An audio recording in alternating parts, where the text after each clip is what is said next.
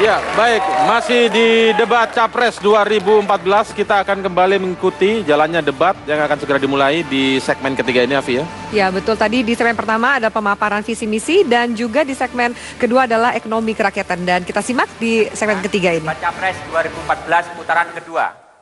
Di sesi ini, saya akan mengajukan pertanyaan yang sama untuk kedua calon presiden. Masing-masing memiliki waktu 3 menit untuk kembali menjawab.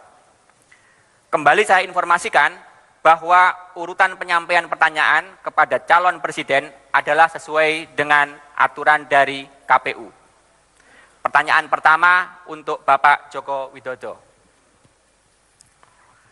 Kemiskinan dan pengangguran menjadi salah satu problem serius Indonesia hari ini. Padahal di dalam konstitusi ada amanat bagi pemerintah untuk menciptakan pekerjaan dan penghidupan yang layak bagi kemanusiaan. Pertanyaannya, dalam hal kemiskinan, anggaran dan program kemiskinan selama ini sangat besar. Namun, pengurangan kemiskinan relatif kecil. Apa yang salah dengan hal itu dan bagaimana program Anda ke depan? Kedua, dalam hal ketenaga kerjaan, bagaimana strategi dan sikap Anda mengenai kebijakan penciptaan lapangan pekerjaan dan pengupahan. Waktu Anda 3 menit dimulai dari sekarang. Terima kasih. Untuk masalah kemiskinan, memang harus kita berani memberikan program-program khusus kepada masyarakat yang masih kurang beruntung. Tetapi bukan hanya disiapkan anggarannya saja. Yang paling penting menurut saya adalah sistemnya yang dibangun. Sistemnya dulu yang dibangun. Oleh sebab itu, kenapa waktu menjadi wali kota dan menjadi gubernur, kami berkonsentrasi selalu di bidang pendidikan dan kesehatan. Karena apa? Di bawah keluarnya selalu itu. Oleh sebab itu ke depan, tadi sudah saya sampaikan, akan kita berikan yang namanya Kartu Indonesia Pintar seperti ini. Untuk masyarakat, anak-anak dari masyarakat yang kurang mampu akan kita berikan ini. Ini sistem yang dibangun, bukan menyiapkan anggaran saja. Kemudian yang kedua, juga akan kita berikan Kartu Indonesia Sehat seperti ini. Yang diberikan kepada keluarga-keluarga yang tidak mampu, sehingga mereka bisa ke klinik, bisa ke puskesmas, bisa ke rumah sakit. Saya kira dukungan-dukungan seperti inilah, sistem seperti inilah yang diperlukan rakyat, bukan menganggarkan. Menganggarkan larinya bisa kemana-mana, tetapi kalau sistemnya yang dibangun itu akan memberikan jaminan bahwa anggaran itu sampai kepada masyarakat. Kemudian yang berikutnya mengenai ketenaga kerjaan. Investasi sangat penting bagi negara ini. Oleh sebab itu investasi ke depan, menurut saya harus semua didorong menuju ke daerah-daerah, terutama di provinsi-provinsi yang tingkat kemiskinannya besar. Harus didorong ke sana. Jangan sampai investasi itu hanya berkisar di Jawa dan di Sumatera, tetapi harus didorong ke wilayah-wilayah yang masih terjadi ketimpangan. Juga infrastrukturnya harus disiapkan, harus didorong menuju ke daerah-daerah, ke provinsi-provinsi yang tingkat kemiskinannya besar. Dengan cara itu, yang ada di daerah tidak menuju ke kota. Dengan cara itu, yang miskin yang ada di daerah juga akan mendapatkan lapangan pekerjaan. Mengenai upah, saya kira juga sudah saya buktikan. Waktu menjadi gubernur di Jakarta, saya kira merupakan orang pertama, gubernur pertama yang berani menaikkan upah 44% naiknya saat itu, UMP kita. Dan saya diprotes oleh banyak kalangan pengusaha. Saya sampaikan kenapa diberikan kenaikan itu. Karena sudah 5 tahun tidak mengalami kenaikan yang signifikan. Terima kasih. Ya.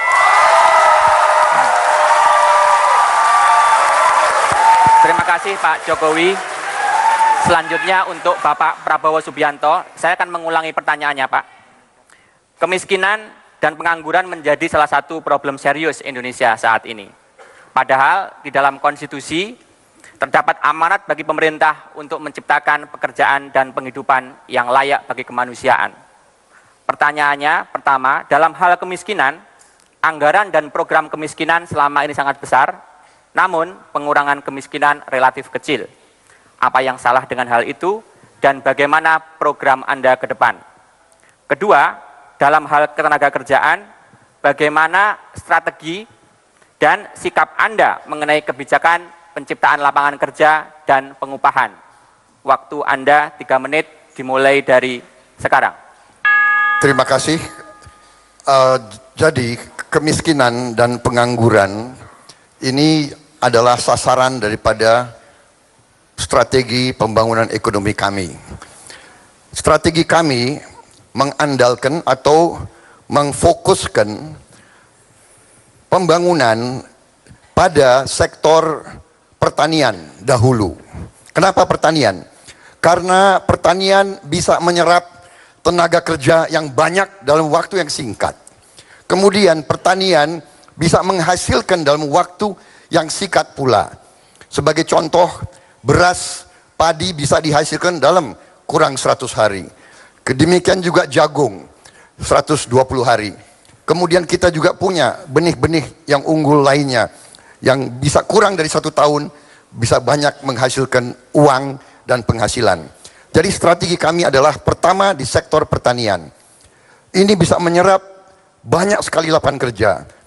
Ukurannya sekarang, benchmarknya adalah 1 hektar bisa menyerap 6 orang bekerja dari hulu sampai hilir. Di Sulawesi Utara kadang-kadang 1 hektar bisa 12 orang bekerja. Bayangkan sekarang kita masih punya 77 juta hektar hutan yang sudah rusak. Sudah rusak. Dan kerusakan hutan tambah terus. Strategi kami adalah sebagian dari hutan yang rusak itu kita robah jadi lahan produksi. Jadi sawah baru. Kami merencanakan 2 juta hektar sawah baru. 2 juta hektar sawah baru ditambah 2 juta hektar untuk bioetanol. Kita bisa bayangkan 4 juta hektar kali 6 orang bekerja, itu adalah 24 juta orang bekerja dalam 5 tahun. Itu jawaban kami terhadap masalah kemiskinan. Orang yang tidak punya apa-apa tiba-tiba punya penghasilan, dan penghasilannya juga tidak sedikit, karena sasaran kita adalah tanaman yang bisa dapat harga yang baik. Selanjutnya, tenaga kerja. Kita dengan dorongan ekonomi yang akan tumbuh dengan pesat dan tinggi, ini juga akan menumbuhkan dan mengurangi pengangguran, dan juga upah dengan sendirinya akan bisa kita naikkan karena kita dapat kelebihan uang. Masalahnya adalah sekarang Indonesia harus meningkatkan produktivitasnya. Kita tidak bisa hanya kerja sedikit-sedikit. Kita harus berpikir besar dengan strategi yang besar untuk kita mencapai hasil-hasil yang besar. Terima kasih.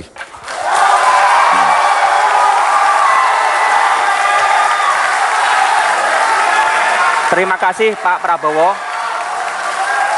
Baik, selanjutnya pertanyaan kedua untuk Bapak Prabowo Subianto. Salah satu masalah Indonesia saat ini adalah pertumbuhan penduduk yang dinilai relatif tinggi. Sementara itu, kasus angka kematian ibu melahirkan naik dalam beberapa tahun terakhir. Dengan latar belakang tersebut, pertanyaannya, bagaimana kebijakan Anda untuk mengendalikan pertumbuhan penduduk? Berikutnya, bagaimana strategi Anda untuk meningkatkan layanan dan akses kesehatan, khususnya bagi perempuan? Waktu Anda 3 menit mulai dari sekarang. Benar sekali, saudara moderator. Penambahan penduduk kita sangat luar biasa.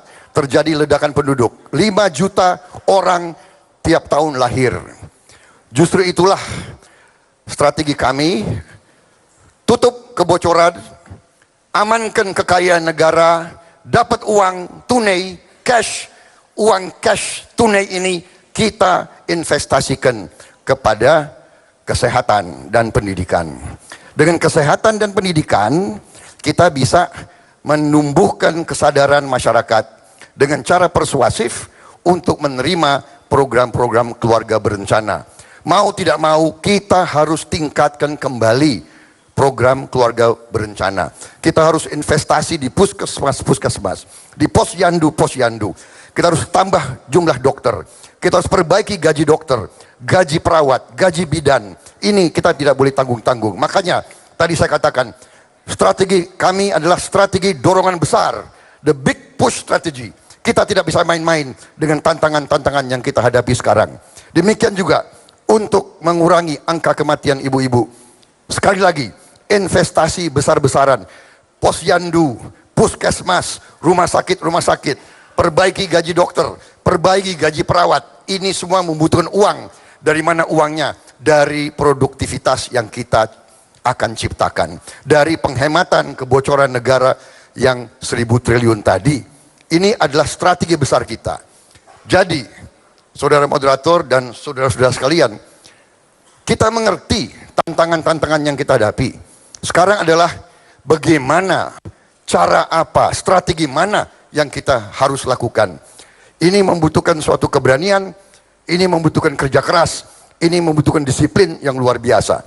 Tetapi saya percaya totalitas daripada rencana yang besar ini, ya, tidak bisa kita lihat sepotong-sepotong, tapi totalitas. Kita amankan kebocoran, uang yang kita hemat, investasi di lahan-lahan dan sektor produktif, bangun pabrik, bangun irigasi, bangun waduk, bangun jalan raya, bangun kereta api, ribuan kilometer.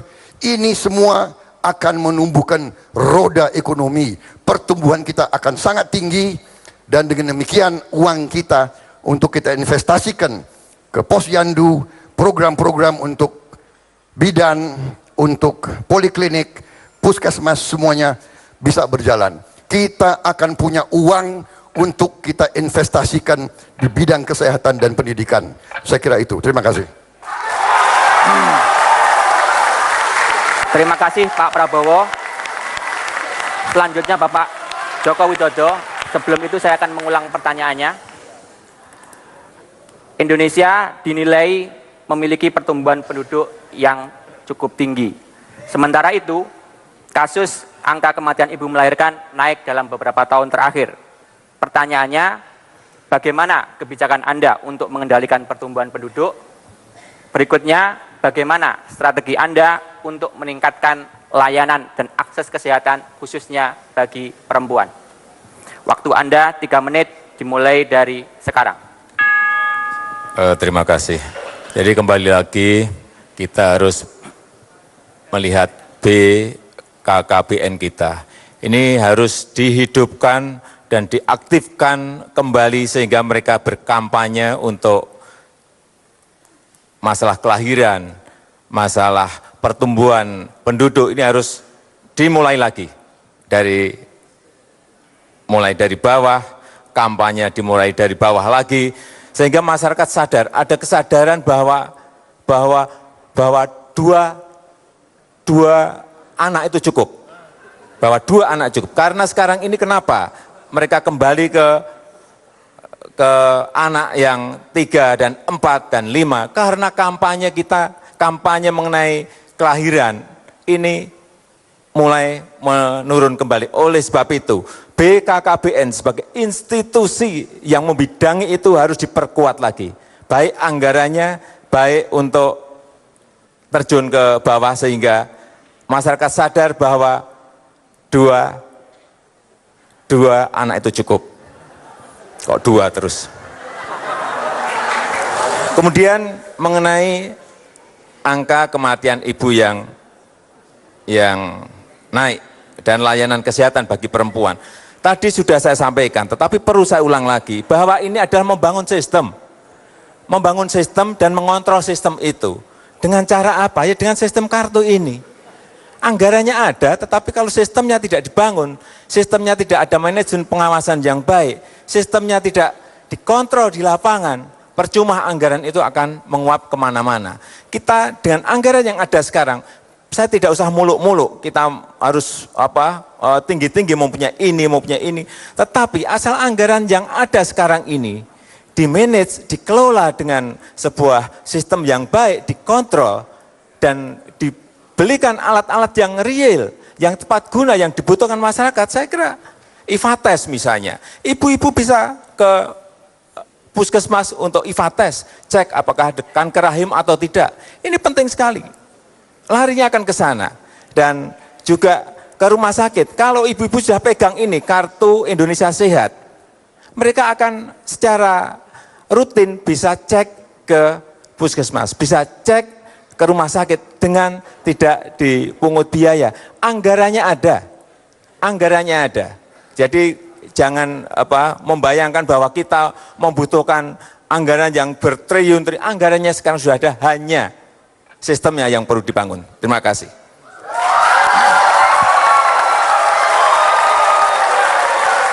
Terima kasih Pak Joko Widodo. Pemirsa, kami akan jeda sejenak. Jangan kemana-mana dulu, debat Capres 2014 akan kembali sesaat lagi.